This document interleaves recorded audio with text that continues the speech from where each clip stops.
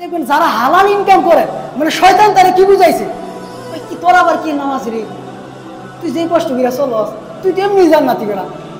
রাসূল হাদিসের মধ্যে বলছে গরিবরা ৫০,০০০ বছর আগে জান্নাতে যাইব, তুই কোনো হারাম মারাম, ও হারাম ও হ্যাঁ করে, হ্যাঁ আমি নামাজ চলবো। দেখবেন যারা গরিব মানুষ নামাজ পড়ে না, অথচ এই নামাজ পড়লে কিন্তু জান্নাত, শয়তান তারা এইভাবে দিছে। সম্মানিত উপস্থিতি, নবী সাল্লাল্লাহু আলাইহি সাল্লাম আবু হুরায়রা রাদিয়াল্লাহু আনহুকে লক্ষ্য করে একটা কথা বলেছিলেন, বাদিরু বিল আ'মাল ফিতানান কাকিতাইল লাইলিল মুসলিম ইসবিহুর রাজুল মুমিন ওয়া ইউমসি কাফিরান।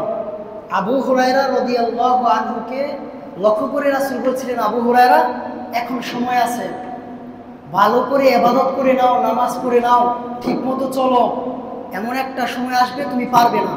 সময়টা বর্তমানে এটা চলতেছে, ভারত পাকিস্তান যুদ্ধ লেগে গেছে, কোন সময় তৃতীয় বিশ্বযুদ্ধ লেগে যায় আমি আপনি বলতে পারতেছি না।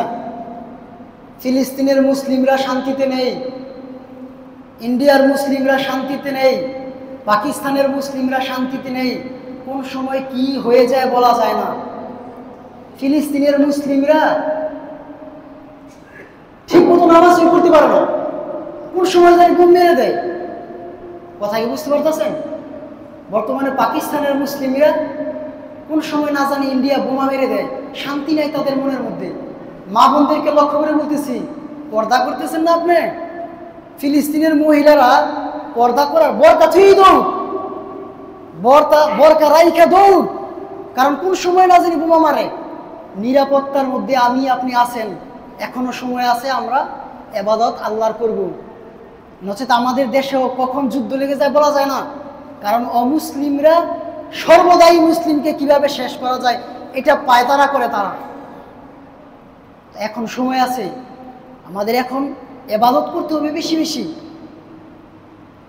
নচেত তৃতীয় বিশ্বযুদ্ধ লেগে গেলে কিন্তু সর্বনাশ, ওই সময় আপনি কিন্তু সময় পাবেন না।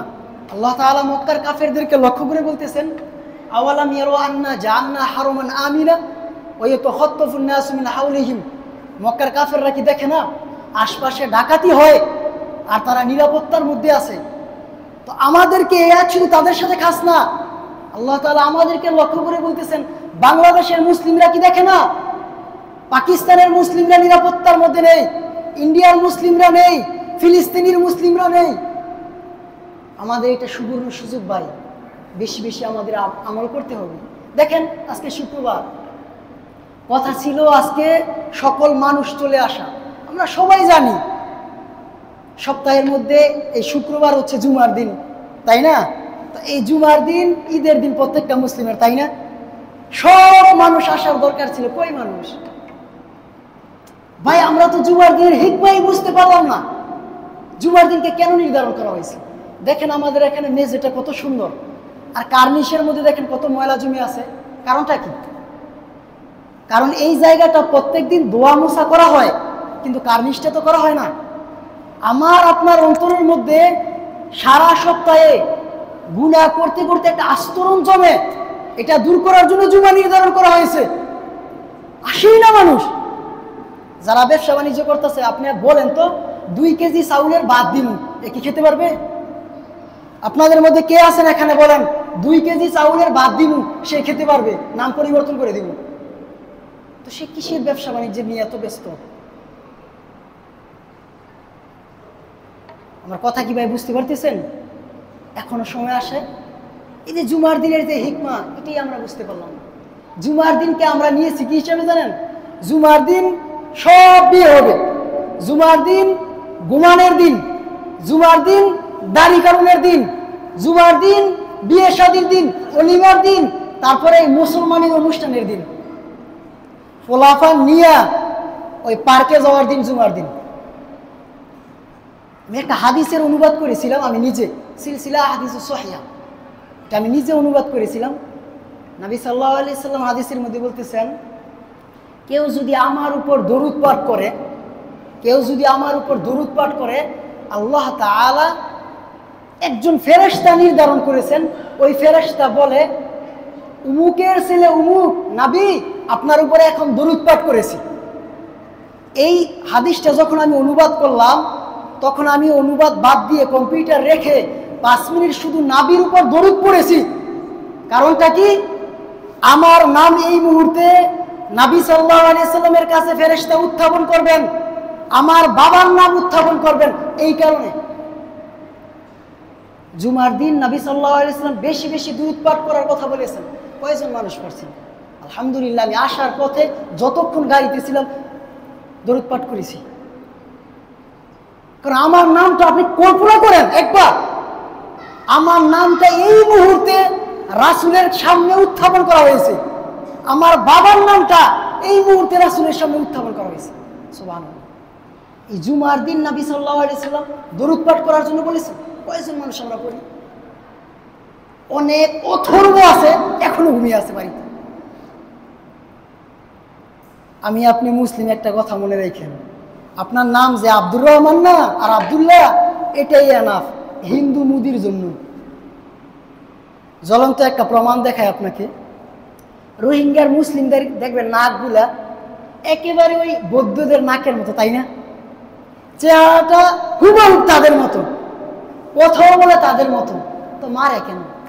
দেশ থেকে তাড়িয়ে দিছে কেন? কেন তাড়াইছে?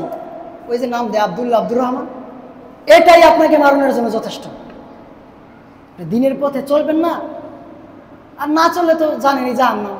আল্লাহ তাআলা বলছেন, হে মানুষরা, তোমরা যদি আমার কথা না শোনো, বিশ্বাস যদি তোমাদের না হয়, ফাদরাউ আন আনফুসিকুল মাউত, তোমরা মৃত্যুরে ঠেকাও। আপনাদের মধ্যে কেউ আছেন এরকম মৃত্যুবরণ করবেন না?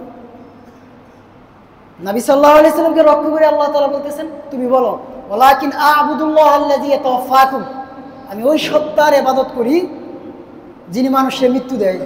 ঠেকান দেখি আপনি পারলেন মসজিদে আসবেন না মানে? আল্লাহ তাআলা আরেকটা কথা বলতেছেন সূরা রহমানের মধ্যে, ইয়া মা'আশারাল জিন্নি ওয়াল ইনস, হে মানুষ এবং জিন তোমরা যারা আছো, তোমরা যদি আল্লাহর ইবাদত না করো, এই যে ছাদটা আছে আল্লাহ, এই ছাদের নিচ থেকে চলে যাও। তো পারবেন? একজন ব্যক্তি পারবেন? যেহেতু পারবেন না, একথা যেমন ঠিক মরার পরে কবরের মধ্যে শাস্তি হবে, একথা ঠিক, চূড়ান্ত কথা। তো আমি যেটা বলতেছিলাম, জুমার দিন দরুদ পড়ার কথা নবী সাল্লাল্লাহু আলাইহি ওয়াসাল্লাম বিশেষভাবে বলেছেন। আমরা নামে মুসলিম, আর আমরা ইসলাম যে এটা পেয়েছি, এটা মূলত আমাদের তো কষ্ট করার না। খালিদ ইবনে ওয়ালিদ একদিন বলতেছেন, এই যে আমার হাতে যেই তোমরা কোরআনটা দেখতে পাচ্ছ, এই কোরআনটা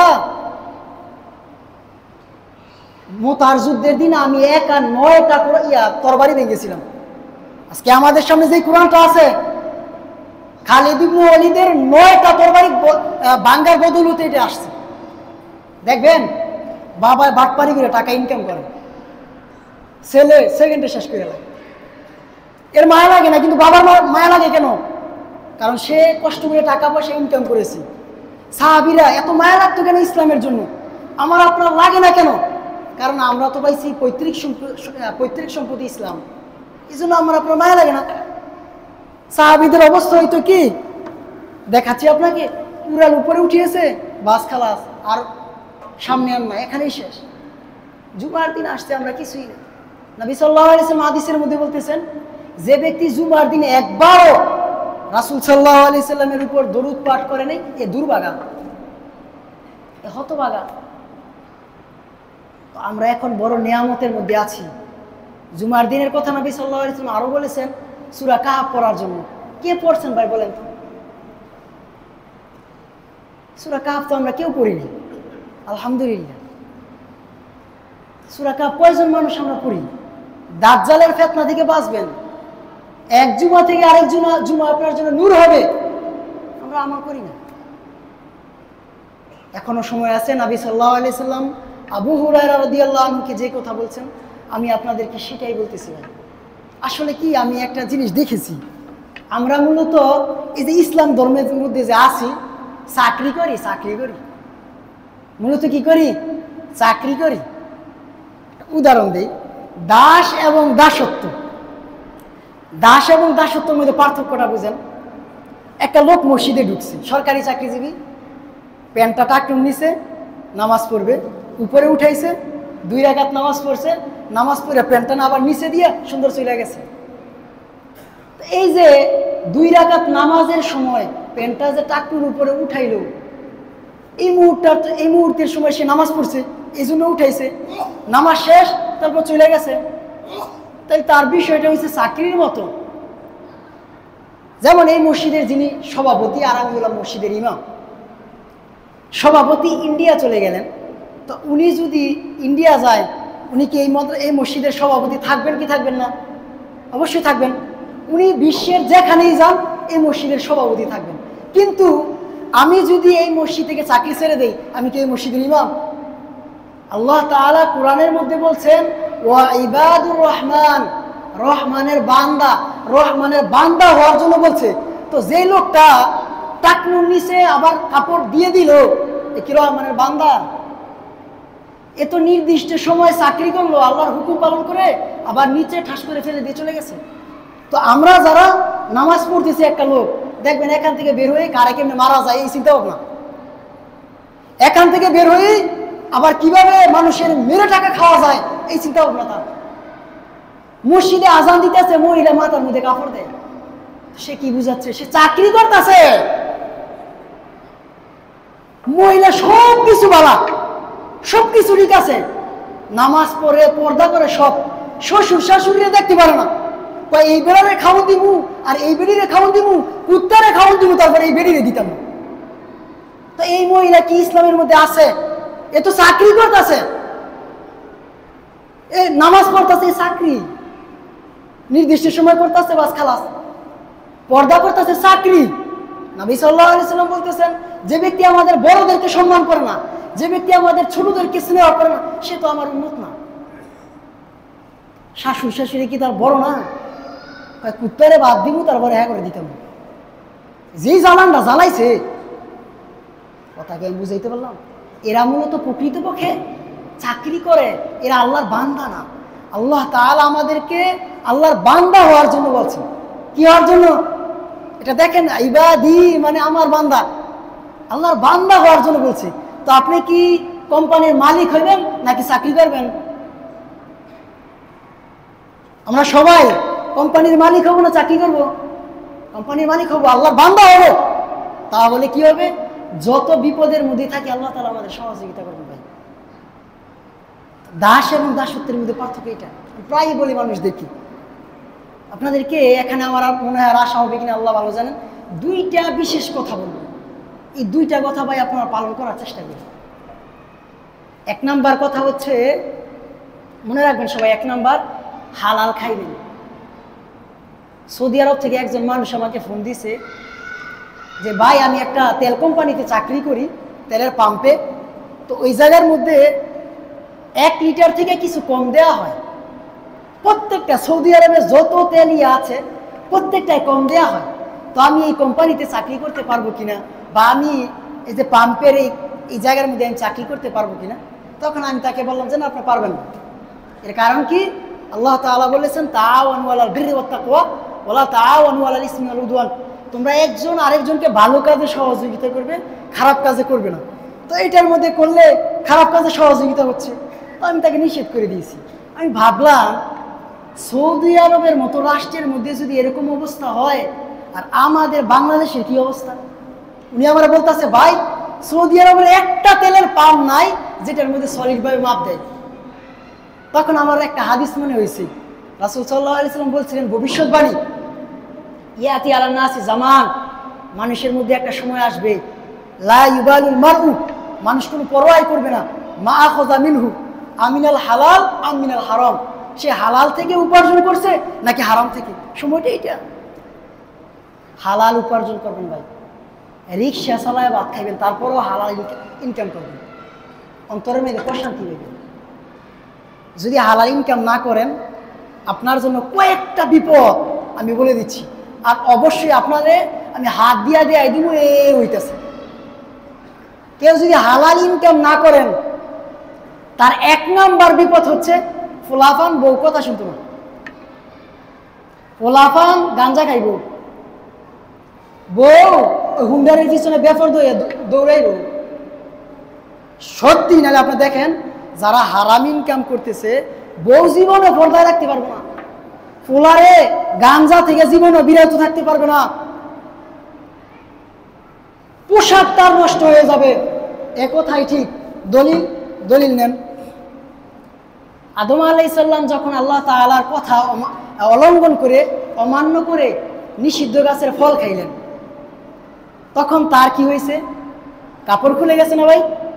কাপড় খুলছে না? এখন কথা হচ্ছে আমার প্রশ্ন, তো উনি ফল খেয়েছে, সে অনুযায়ী বাথরুমে ধরার কথা ছিল, তো কাপড় খুলে গেল কেন? শয়তানের এই জন্য বড় চাল, মানুষকে যেভাবে পারা যায় হারাম ইনকাম করা। আপনি হারাম যদি ইনকাম করেন, হারাম খান, অটোমেটিক আপনার বউ পর্দা করবে না, আপনার মেয়ের কাপড় উপরে উঠবে, কাপড় খসে যাবে। এটা এখান থেকে দলিল। কেউ যদি হারাম ইনকাম করেন, কাপড় ঠিক থাকবে না। দেখেন আপনি একটু চোখটা একটু বুলান, আপনার এলাকার মধ্যে যেগুলা হারাম ইনকাম করে আপনার চোখের সামনে দেখেন, একটার বউ ঠিক নাই, একটার ফলাফল ঠিক নেই। অনেক সময় আমাদের কাছে এসে মানুষ বলে, ওস্তাজি ফুলাফান টুলাফান ঠিক না, বউ কথা শুনে কি করবো? তখন আমি তাকে বলি, আপনার টাকা ইনকামের সমস্যা আছে গো, আপনার টাকার সমস্যা, বউ কথা শুনে না, এটা বউর সমস্যা না, সমস্যা কার? আপনার সমস্যা। আপনি হালাল ইনকাম করেন, দেখবেন বউ অটোমেটিক ঠিক হয়ে যাবে, বলতে হবে না, ঠিক হয়ে যাবে। তো আপনি যদি হারাম ইনকাম করেন, 1 নাম্বার আপনার সমস্যা হচ্ছে আপনার বউ ফুলাফান আপনার অধীনে থাকবে না। 2 নাম্বার, আপনি মানসিক যন্ত্রণায় ভুগবেন, মানসিক যন্ত্রণায় ভুগবেন। যদিও দেখা যাচ্ছে বাহ্যিকভাবে আপনি খুব শান্তিতে আছেন। গতকালকের আগের দিন দেখলাম এক পুলিশ নিজে গুলি করে মারা গেছে। তো এর কি টাকা পয়সার কমা ছিল? বউ ঠিক নেই, ফুলাফান ঠিক নেই, তার কিসের আবার শান্তি? আপনি শান্তিতে থাকবেন। এই জন্য আপনি ভালো হন ভাই, হারাম ইনকাম করেন না, তাহলে আপনি নিজের ক্ষতি, পরিবারের ক্ষতি। পরিবার তো বুঝতেই পারতেছেন, আপনি নষ্ট হয়ে গেলে আপনার পরিবার অটোমেটিক নষ্ট হয়ে যাবে। দলিলটা দেখেন, নবী সাল্লাল্লাহু আলাইহি সাল্লাম মিরাজে গেলেন, যাওয়ার পরে জিবরাইল আলাইহিস সালাম ওনাকে মদ দিলেন আর দুধ দিলেন। মদ রাসূল নিলেন না, নিলেন দুধ। জিবরাইল বললেন, আসবতাল ফিতরা, আপনি সঠিক ইসলামের উপরে আছেন। আপনি যদি মদটা নিতেন তাহলে আপনার উম্মত পথভ্রষ্ট হয়ে যেত। এখানে আমার প্রশ্ন, রাসূল মদ খাইলে আমি আপনি পথভ্রষ্ট হব কেন? কারণ ইসলাম নামক যে ধর্মটা আছে এর কর্তাকে নবী সাল্লাল্লাহু আলাইহি সাল্লাম। তো উনি যদি পথভ্রষ্ট হয়ে যায়, আমি আপনি অটোমেটিক হয়ে যাব। অনুরূপভাবে ঘরের কর্তা হলোকে আপনি হারাম ইনকাম করতেছেন, অটোমেটিক আপনার বউ ফুলাফান নষ্ট হয়ে যাবে। এটা হলো দলিল এখান থেকে। তো আপনাকে আমার বিশেষ পরামর্শ, হারাম ইনকাম করেন না ভাই, কষ্ট বিরা চলে, তারপরে হারাম খাইন না। আরও একটা বিষয় আমার আশ্চর্য লাগে, যে সকল মানুষরা গরিব না, রিক্সা চালায়, ভাত খায়, খুব কষ্ট বিরা, দেখবেন এরা আবার নামাজ পড়ে না। সব ঠিক আছে, দেখবেন এরা আবার নামাজ পড়ে না। এগুলো ভাইবে আমি গবেষণা করি এই বিষয়গুলা, দেখবেন এটি জীবনে নামাজ পড়ে না।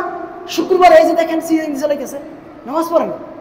দেখবেন যারা হালাল ইনকাম করে, মানে শয়তান তারা কি বুঝাইছে, ওই কি তোর আবার কি নামাজ রে, তুই যে কষ্ট বিরা চলস, তুই তো এমনি জান্নাতি বেড়া। রাসূল হাদিসের মধ্যে বলছে গরিবরা 500 বছর আগে জান্নাতে যাইব, তুই কোনো হারাম মারাম, ও হারাম ও হ্যাঁ করে, হ্যাঁ আমি নামাজ পড়ব। দেখবেন যারা গরিব মানুষ নামাজ পড়ে না, অথচ এই নামাজ পড়লে কিন্তু জান্নাত। শয়তান তার এইভাবে দিছে। মহিলা সব ঠিক আছে, সব ঠিক আছে, জামাইয়ের কথা শুনে আশ্চর্য, আশ্চর্য এটা। মানে আমি এগুলা দেখে আশ্চর্য হই। নামাজ পড়তেছে ঠিক আছে, কোরআন জামাই বলতেছে বাদ দেওয়ার জন্য, কায় তুমি এখন চুপ করে, এখন কোরআন পড়তেছি। কোরআন আগে নাকি জামাই আগে? জামাই আগে। মহিলাদেরকে যত নসিহত করে এইটা কাম হইত, কারণ এমন শয়তানে তাকে শেষ করছে। রাসূল হাদিসের মধ্যে বলতেছেন, একটা মহিলা, যেই মহিলা যেই মহিলা 5 ওয়াক্ত নামাজ পড়বে, রমজানের রোজা রাখবো, স্বামীর কথা শুনবো, তাকে বলা হইব এই জান্নাতের যে কোনো একটা দরজা দিয়ে যান। নামাজ সুন্দর ঠিক আছে, রোজা ঠিক আছে, এটা আর শুনে না। ধনী মানুষ দেখেন রমজান আসলে তার বাড়ির সামনে কত জাকাত টাকা দেয়া হচ্ছে, নামাজও ঠিক মতো পড়তেছে, মসজিদের মধ্যে ঠিক মতো টাকা দিতেছে, সব কিছু ঠিক আছে, মাদ্রাসারও সভাপতি, মসজিদেরও সভাপতি, মাগারের সব ইনকাম আরাম। শয়তান তাকে এদিক দিয়ে শেষ করে দিছে। কথাকে আমি বুঝাইতে পারতেছি? শয়তান যাকে যেভাবে পারে, তো আপনি কোনো অবস্থাতে হারাম ইনকাম করবেন না। এটা এক নম্বর, আপনাকে আমি মুসলিম ভাই হিসেবে বিশেষ পরামর্শ, জীবনে হারাম ইনকাম করবেন না, তাহলে ফুলাবান অটোমেটিক নষ্ট হয়ে যাবে। 2 নম্বর আরেকটা কথা, এটা বলে আমি আমার যে মূল আলোচনার বিষয় সেটা আলোচনা করব। মা বাবার সাথে ভাই ভালো আচরণ করেন, মা বাবার সাথে ভাই ভালো আচরণ করেন।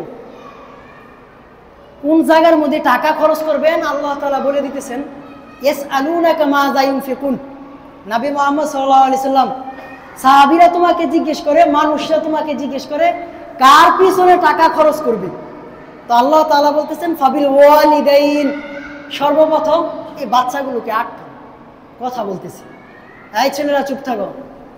তো আল্লাহ তাআলা বলতেছেন যেই জায়গার মধ্যে তুমি টাকা পয়সা খরচ করবা এর মধ্যে প্রথম হলো মা বাবা। সারা বাংলাদেশে, পৃথিবী জুড়েই সবচেয়ে কষ্ট মা বাবা। যেই ছেলেটাকে বিয়ে করাইলো খালাস কেমন কেমন জানি করে, আর কথা শুনে না। ছেলে বলে আমি করতাম কি লিখে, আমার এক লইবা, হ্যাঁ গো কি মা না, টেয়ারা দেওয়ানোর সময় তাই বেশি দিয়ে দিছে, আমার কি দিছিল, আমি কি লিখে করতাম, হ্যাঁ করবো। এগুলো সব শয়তানের কথা ভাই, শয়তান এগুলো শিখাইছি। আর একটাই বলে আমার কি ভবিষ্যৎ নাই, আমার বউ ফুলাবান আছে না, আমি একলা কি লিখে করতাম, আমার ভবিষ্যৎ আছে না।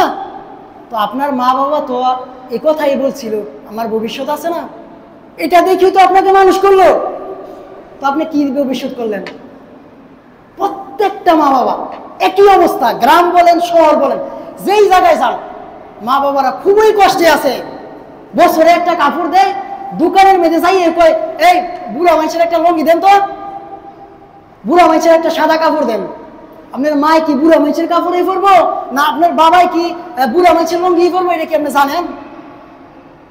জিজ্ঞেস করছিলেন একদিন যাইয়া যে আব্বা আপনি কি পরবেন, যাই এই যে আপনি ঠাস করে যাই বলে দিলেন যে বুড়া মানুষের একটা কাপড় দেন। বাবা মা সবচেয়ে কষ্টে আছে, বাবা মা সবচেয়ে কষ্টে আছে। তাদের খোঁজ খবর নেন, তাদের অধীনে থাকেন, তাদের সাথে ঘুমান, কথা বলেন। আপনাদের জন্য এগুলো সব কিছু করছি। একটা লোককে দেখলাম গাড়ির মধ্যে আছি আমি, জি আম্মা জি আম্মা জি আম্মা, খুব খালি জি জি জি। আমি ভাবলাম বর্তমান যুগে এরকম হতে পারে, মা ফোন দিয়েছে এইভাবে কথা বলতেছে জি জি জি। এরপরে দেখ ওম্মা শাশুড়ি আম্মা, ওম্মা শাশুড়ি আম্মা। আমি কি ওরে আমার তাহলে দারুণে ঠিক আছে, নিজের মা না, নিজের মায়ের ফোন দিলে এমনি টাইমে আপনি ফোন দিয়েছেন গাড়ির মধ্যে আসছি মানে, এমন কথা বলতো জি জি জি জি জি। আরে আশ্চর্য, খিলগাঁও যাচ্ছিলাম আমি যাত্রাবাড়ি থেকে, এই অবস্থা। কথাই বুঝতে পারলাম। এই জন্য মা বাবার ভাই খোঁজ খবর নেই। আমি আমার এখানে কি মহিলা আছে, নারীদেরকে আমি বিশেষভাবে বলবো, দেখেন নারী জাতি আপনারা এমন এক জাতি, বাবার বাড়ি থেকে জাগা বেচছে জামাই রাইনা দেন, এটা আমরা জানি। আপনারা জামাইকে এতটুকু ভালোবাসেন, ছুরি ধইরা বাবার বাড়ি থেকে জাগা নিয়ে এসে জামাইরে দেন। আপনার কারণে যেন আপনার স্বামীর ক্ষতি না হয়। আপনার স্বামীর ক্ষতি হলে কিন্তু আপনার ক্ষতি হবে বোন।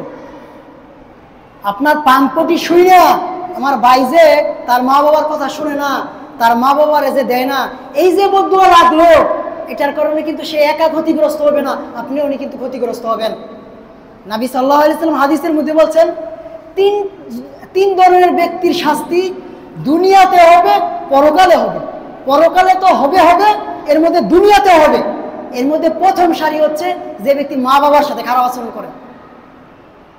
বিশেষ আপনাকে পরামর্শ, আপনি আপনার স্বামীরে মা বাবার বিরুদ্ধে ফুসলাই দিয়েন না, তাহলে আপনার স্বামী ক্ষতিগ্রস্ত হলে আপনিও ক্ষতিগ্রস্ত হবেন। এই বদুয়া লাগবেই লাগবে।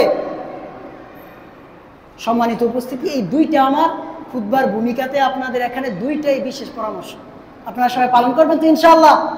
ইনশাআল্লাহ আমি আজকে আমার মূল যে আলোচনা বিষয় সেটা হচ্ছে, আমি আমার এক বন্ধু এই এলাকায় থাকে, তার কাছে শুনলাম বেড়াইতে নাকি অনেক জাদু টুনা এগুলো টেগুলো হয়। বদনজর, জাদু করা একজন আরেকজনকে। তো আমি ভাবলাম এই বিষয়টা নিয়ে সাধারণত আমাদের বক্তারা আলোচনা করে না, জাদু বদনজর এগুলো নিয়ে। তো আমি ভাবলাম এই বিষয়টা নিয়ে আজকে আপনাদের এখানে আলোচনা করি। তো আজকে আমার বক্তব্যের বিষয় হচ্ছে বদনজর এবং জাদুটোনা। শুরুতে আপনারা মনে রাখবেন, মানুষের শত্রু দুই ধরনের হয়ে থাকে। মানুষের শত্রু কয় ধরনের হয়? মানুষের শত্রু মানুষ, মানুষের শত্রু আবার জিন। মানুষের শত্রু মানুষ, আবার মানুষের শত্রু কি? জিন। তো মানুষ শত্রু যদি আপনার শত্রু হয়ে থাকে, তাকে কিভাবে আপনি প্রতিহত করবেন এর পদ্ধতি নবী সাল্লাল্লাহু আলাইহি ওয়াসাল্লাম এবং আল্লাহ শিক্ষা দিয়েছেন। আপনি জানতে পারতেছেন উমুকে আপনার সাথে শত্রুতামি করে, আল্লাহ তাআলা বলতেছেন তুমি তার সাথে ভালো ব্যবহার করো। ইদফা বিল্লাতি আহসান, তুমি তার সাথে ভালো ব্যবহার যদি করো তাহলে ওয়ালিয়ুন হামিম, কয়দিন পরে এ তোমার অন্তরঙ্গ বন্ধু হয়ে যাবে।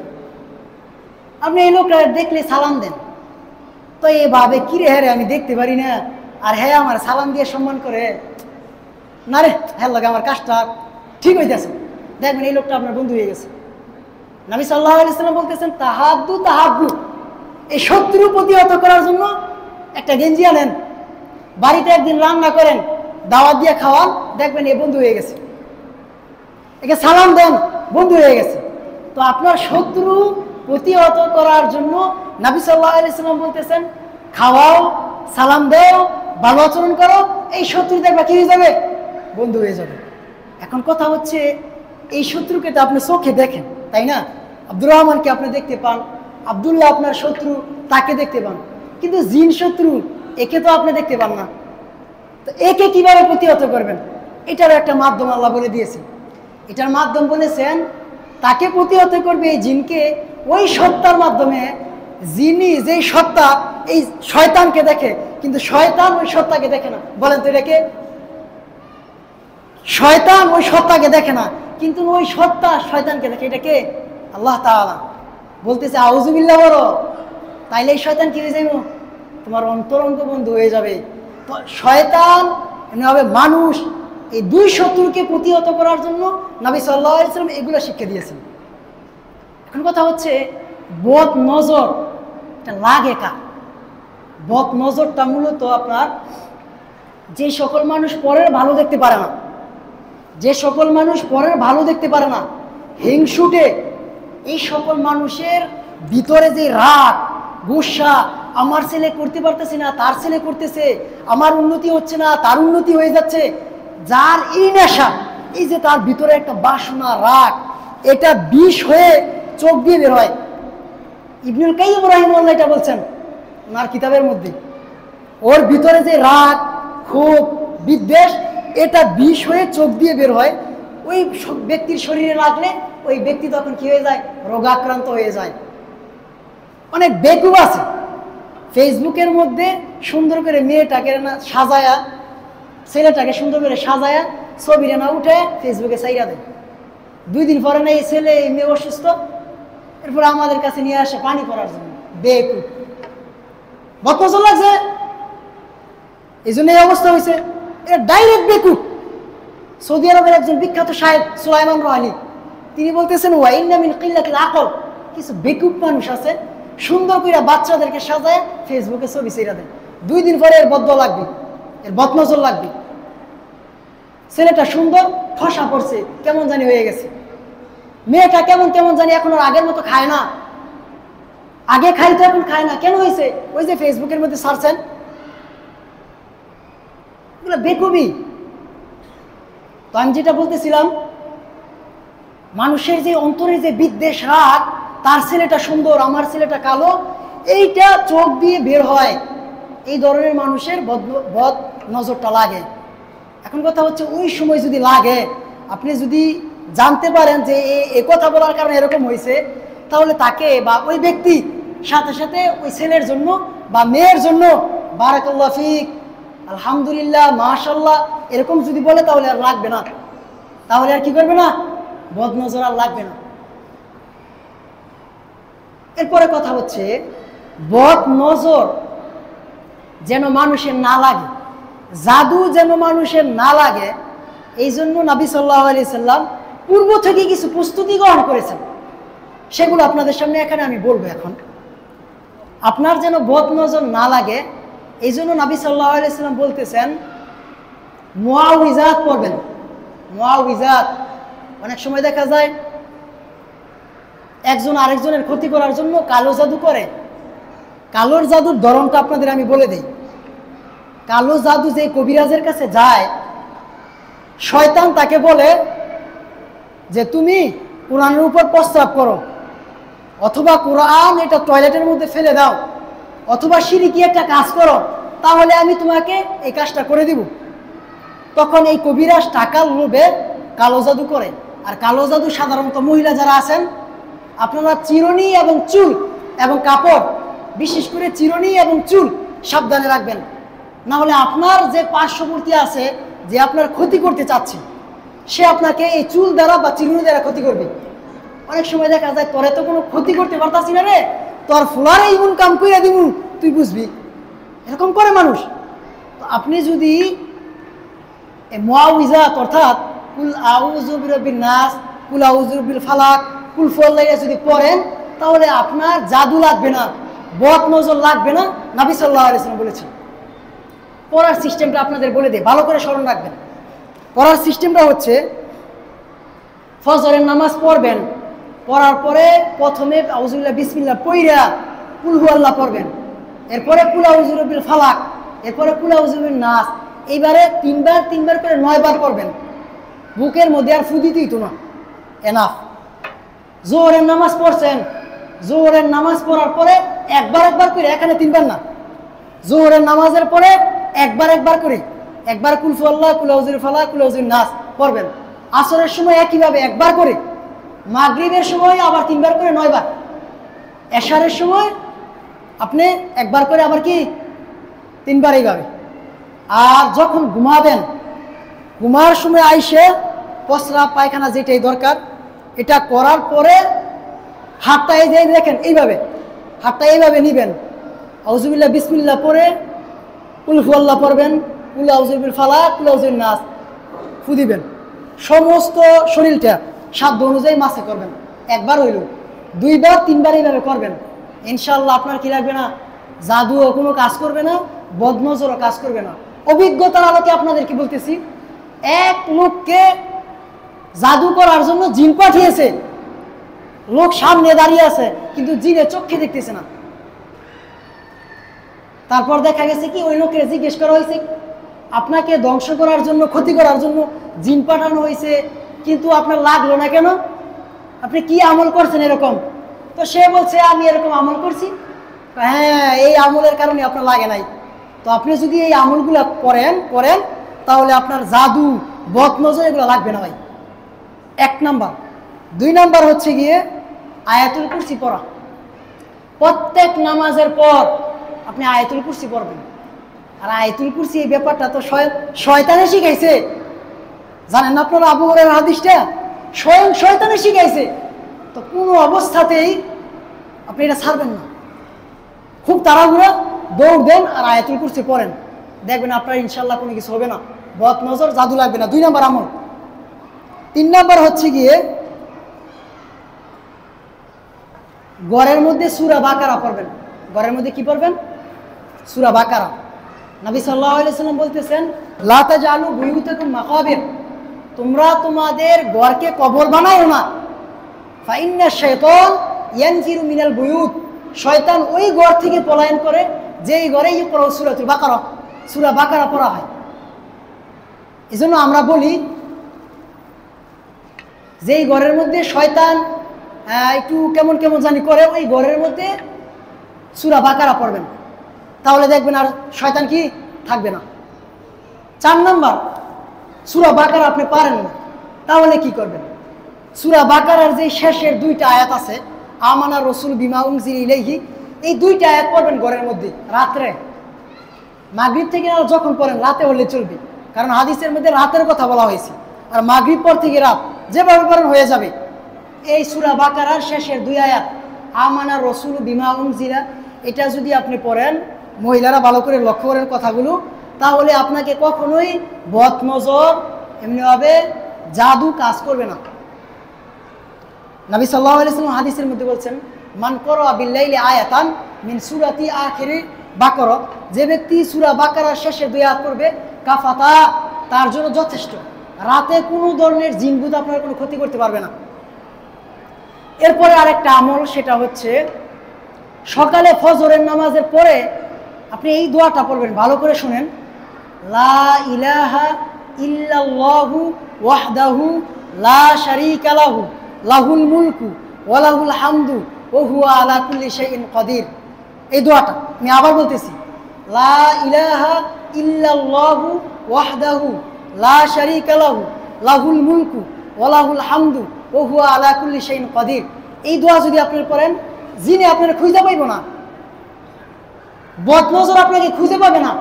নবী সাল্লাল্লাহু আলাইহি ওয়াসাল্লাম বলেছেন, এটা আপনি আমল করতে পারেন। এরপরে হচ্ছে কি, রাত্রে যখন বা সকালে যখনই, বিশেষ করে রাত্রে আপনি যখন ঘরের মধ্যে প্রবেশ করবেন, তখন বিসমিল্লাহ বলে প্রবেশ করবেন। আর যখন রাতে ভাত খাবেন, তখন বিসমিল্লাহ বলে খাবেন। হাদিসের মধ্যে আসছে, কেউ যদি রাতে ঘরে প্রবেশ করার সময় বিসমিল্লাহ বলে, তখন শয়তান বলে আজকে আমি ঘরের মধ্যে ঢুকতে পারলাম না। আর খাবারের সময় যদি সে বিসমিল্লাহ বলে, তখন শয়তান বলে আজকে আমি খেতে পারলাম না এই মানুষটার সাথে। অতএব মাগরিবের পরে বা এশার পরে যখন আপনি ঘরের মধ্যে যাবেন, তখন বিসমিল্লাহ বলবেন এবং খাওয়ার সময় বিসমিল্লাহ বলবেন। তাহলে আপনাকে বদনজর এবং জিন ভূত কিছুই করতে পারবে না। এরপরে সর্বশেষ যেটা, সেটা হচ্ছে টয়লেটের মধ্যে যখন আপনি যান, তখন দোয়া পড়বেন। দোয়াটা আগে পড়বেন, আল্লাহুম্মা ইন্নী, বিসমিল্লাহ বলবেন আগে, বিসমিল্লাহ আল্লাহুম্মা ইন্নী আউযু বিকা মিনাল খুবুসি ওয়াল খাবাইস। এই দোয়াটা পড়ে বাম পা দিবেন আগে, বাম পা দিয়ে এরপরে আপনি টয়লেটে যাবেন। তাহলে শয়তান জিনভূত আপনার কোনো ক্ষতি করতে পারবে না। এগুলো হচ্ছে কি, শয়তান থেকে যেন শয়তান আপনাকে না ধরতে পারে, আগে থেকেই নবী সাল্লাল্লাহু আলাইহি ওয়াসাল্লাম আমাদেরকে সতর্ক করেছেন। এখন কথা হচ্ছে, একটা মানুষের লেগে গেছে, একটা মানুষের কি বদনজর লেগে গেছে অথবা জাদু লেগে গেছে, তাহলে কি করবে? একটা মানুষের যদি বদনজর লেগে যায়, এক মহিলা আসছে আরেক মহিলার বাড়িতে, আইসা বলতেছে, ভাবি আপনার ফুলাটা এত খাওয়া খায়, আমার ফুলায় কিছুই খায় না। এটা বলছে 2 দিন পর থেকে আর খায় না, সত্যি সত্যি আর খায় না, কেমন জানি একটা হয়ে গেছে।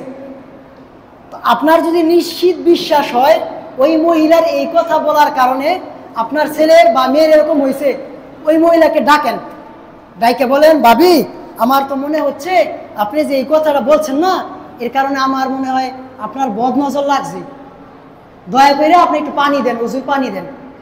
ওই মহিলা আবার সাথে সাথে কি করবে জানেন? না না না না না, আমার লাগে না, আমার লাগে না, না আমার লাগে নাই। ওই মহিলা যদি ওই মুহূর্তে এই ছেলেকে যদি ওজুর পানি না দেয়, তাহলে গুনাহগার হবে। মোহাম্মদ বিন সালেহ আল উসাইমিন বলতেছেন, এই ক্ষেত্রে তার ওজুর পানি দেয়া আবশ্যক, না দিলে সে গুনাহগার হবে, কারণ তাকে সন্দেহ করা হচ্ছে। এই জন্য কোনো মহিলার যদি লাগে আর তার কাছে যদি পানি চাওয়া হয়, ওই মহিলা ইতস্তত বোধ করা যাবে না। আরে ভাই সাহাবীর লাগছে, আপনি কি সাহাবী থেকে বড় নাকি? এক সাহাবী আরেক সাহাবীরে বলতেছে, আজকে যেই সুন্দর চামড়া দেখছি, এমন সুন্দর চামড়া জীবনে দেই নেই।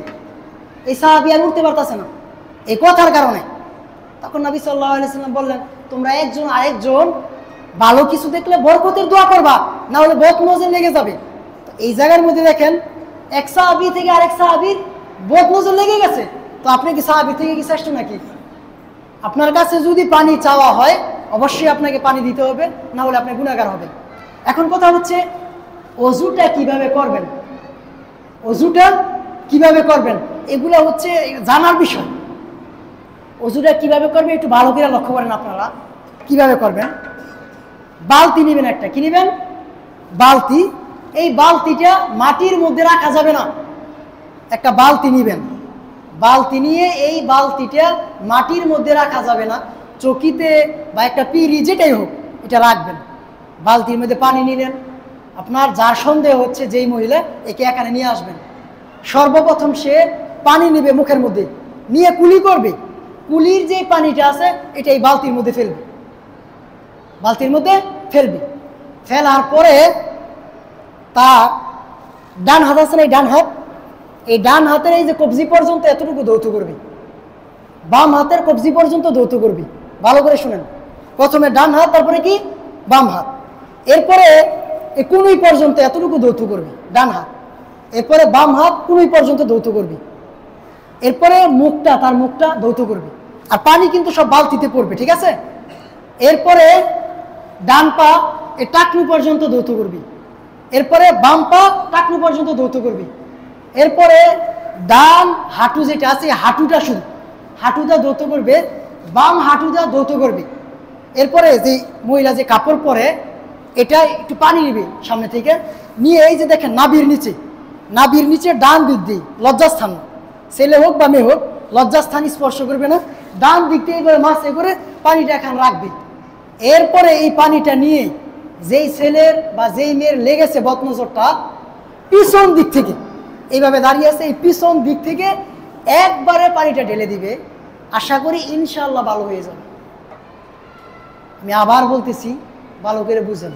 কারো বদনজর লেগে গেছে, মহিলাটাকে বাড়িতে নিয়ে আসেন, নিয়ে এসে এক বালতি পানি তার সামনে দেন, দেওয়ার পরে সর্বপ্রথম সে কুলি করবে, পানিটা এখানে রাখবে, এরপরে দুই হাত কবজি পর্যন্ত ধৌত করবে, এরপরে দুই হাতের কোনই পর্যন্ত ধৌত করবে, এরপরে মুখ ধৌত করবে, এরপরে দুই পা টাকনু পর্যন্ত, এরপর দুই হাঁটু, এরপরে এদিক দিয়ে। সিস্টেমটা আপনারা বুঝতে পারছেন? এইভাবে পানিটা নিয়ে পিছন দিক থেকে যদি ঢেলে দেওয়া হয়, এই লোক ভালো হয়ে যাবে ইনশাআল্লাহ। নবী সাল্লাল্লাহু আলাইহি ওয়াসাল্লাম হাদিসের মধ্যে বলেছেন, যদি তোমাদের কাছে এরকমভাবে অজুর পানি চাওয়া হয়, তাহলে তোমাকে অজুর পানি দিতে হবে। এখন কথা হচ্ছে, কে আপনার ছেলের বদনজর লাগাইছে, কার বদনজর লাগছে, কে জাদু করছে, আপনি জানেন না। এই ক্ষেত্রে কি করবেন? এই ক্ষেত্রেও নবী সাল্লাল্লাহু আলাইহি ওয়াসাল্লাম পদ্ধতি শিক্ষা দিয়েছেন। সেটা হচ্ছে, ভালো করে শুনেন, বড়ই গাছ, নাম কি? বড়ই গাছ। বড়ই গাছের কাছে যাইবেন, যাওয়ার পরে ডান বাম মাঝখান, বড়ই গাছের ডান বাম মাঝখান থেকে 21টা পাতা নিবেন, সবুজ সবুজ পাতা, 21টা পাতা নিবেন, 21টা কাটা নিবেন, ডান বাম সোজা থেকে নেওয়ার পরে 3টা ভাগ করবেন। একটার মধ্যে 7টা কাটা 7টা পাতা, আরেকটার মধ্যে 7টা কাটা 7টা পাতা, আরেকটার মধ্যে 7টা কাটা 7টা পাতা, এইভাবে নিবেন। নেওয়ার পরে শিল পাটা এবং কুতা এর মধ্যে এগুলো পেশবেন। নেওয়ার পরে 3টা তো আপনি 3 জায়গায় থুইছেন, এক একটা ইয়ার মধ্যে, আপনার পলিথিনের মধ্যে নেন বা একটা পাত্রের মধ্যে নেন। নেওয়ার পরে এটার মধ্যে কুলফু আল্লাহ, কুলউজুল ফালাক, কুলউজুল নাস, সূরা ফাতিহা 7 বার, ঠিক আছে? এগুলা পরে ফু দেন। ফু দেওয়ার পরে এই 3টা দিয়ে 3 দিন ওই ব্যক্তিকে গোসল করাবেন। আমি নিজে পরীক্ষা, আমি যত মানুষকে এই পর্যন্ত দিয়েছি আলহামদুলিল্লাহ ভালো হয়েছে। যত এই পর্যন্ত আমি মানুষকে দিয়েছি, এক মেয়েকে, বাস্তবিক আমার কথা বলতেছি, এক মেয়েকে বিয়ে যেন না হয় বান মাইরা থুয়ে দিছি। 28 বছর হয়ে গেছে, এর সাথে যারা আছে সব বিয়ে হয়ে গেছে, কিন্তু এই মেয়ের বিয়ে হচ্ছে না। তো আমার কাছে আসছে, আমি এইভাবে পরে দিয়ে দিয়েছি, আলহামদুলিল্লাহ 15 দিনের ভিতরে বিয়ে হয়ে গেছে। এরপরে এর মা বাবা আমার কাছে লঙ্গি টঙ্গি লুয়ে আইছি, ওস্তাদজি আপনার জন্য হাদিয়া নিয়ে আসছি। আমি, না লঙ্গি লাগবে না, বাস খালাস নিয়ে যান। বাস্তব প্রমাণ, আমার নিজের কাহিনী বলতেছি। 3 জনকে দিয়েছি, আলহামদুলিল্লাহ 3 জনের হয়েছে। অনেক সময় দেখা যায় মেয়ের যেন বিয়ে না করতে পারে, বান মেরে থুয়ে দেয়। কথা কি বুঝতে পারতেছেন? তো এই জন্য এইভাবে 21টা পাতা নিবেন, নেওয়ার পরে এইভাবে 7টা করে খণ্ড কইরা পেশে এটার মধ্যে মুআউযিজাত অর্থাৎ কুলউজুল ফালাক, কুলউজুল নাস, তারপরে আয়াতুল কুরসি এগুলা পরে ফু দেন। 3 দিন এইভাবে গোসল করান, দেখবেন ইনশাআল্লাহ ভালো হয়ে গেছে। আরেকটা কথা বলে আমরা আজকের আলোচনা শেষ করছি। অনেক মানুষ আছে আপনার শারঈ পদ্ধতি বাদ দিয়ে ঝাড়ফুঁক করে বা তাবিজ নিয়ে আসে। তো তাবিজ কোনো অবস্থাতে ব্যবহার করা যাবে না, তাবিজ কোনো অবস্থাতেই ব্যবহার করা যাবে না। নবী সাল্লাল্লাহু আলাইহি ওয়াসাল্লাম বলেছেন, মান তাআল্লাকা তামিমাতান ফাকাদ আশরাক, যে ব্যক্তি তাবিজ ব্যবহার করলো সে শিরিক করলো। দেখবেন একটা বিষয় লক্ষ্য করে, তাবিজ দিলে কিন্তু আবার কাম হয়। সত্যি তাবিজ দিলে আবার কাজ হয়। এর কাজটা কেন হয়, এর কারণও আছে, আপনাদের বলি। রাসূল হাদিসের মধ্যে বলছে, কেউ যদি তাবিজ ব্যবহার করে তাহলে সে শিরিক করলো, তাবিজ ব্যবহার করলে সে শিরিক করলো। তো শয়তানের উদ্দেশ্য কি? আমারে আপনারা জাহান্নামে নেয় না, তো আপনি শিরিক করছেন, বাস খেলা, শয়তান চলে গেছে। এই জন্য তাবিজ দিলে কাজ হয়। একদিন আব্দুল্লাহ ইবনে মাসউদ ঘরের মধ্যে আসলেন, আয়েশা দেখতে পেলেন ওনার স্ত্রীর গলায় একটা সুতার মতো। জিজ্ঞেস করলেন, তুমি এটা কি দিয়েছ? বলতেছে, আমার চোখ দিয়ে পানি পড়ে তো অমুক ইহুদির কাছ থেকে এটা আমি নিয়ে আসছি, আর এটা দেওয়ার কারণে কাজ হয়েছে, এখন আর আমার চোখ দিয়ে পানি পড়ে না। আব্দুল্লাহ ইবনে মাসউদ এটা রাগে ছিঁড়ে ফেললেন এবং বললেন, এটার কাজ হওয়ার কারণটা কি জানো? শয়তান তোমার চোখের সাইড দিয়ে খোঁচা দেয়। যখন তুমি তাবিজটা দিলা, এটা দিলা, তুমি শিরিক করলা, শয়তান চলে গেছে খুশি, এই জন্য তোমার কাজ হয়েছে। তো যারা বলে তাবিজ দিলে কাজ হয়, এর কারণটা কি বুঝতে পারছেন? মূলত শয়তানের সঙ্গে চলে যায়, এই জন্য মূলত কাজ হয়। তো আমরা আজকে আপনাদের সামনে যে আলোচনাগুলো করলাম, আল্লাহ তাআলা আমাকে আপনাকে এর উপর আমল করার তৌফিক দান করুন। সকলে বলি আমিন।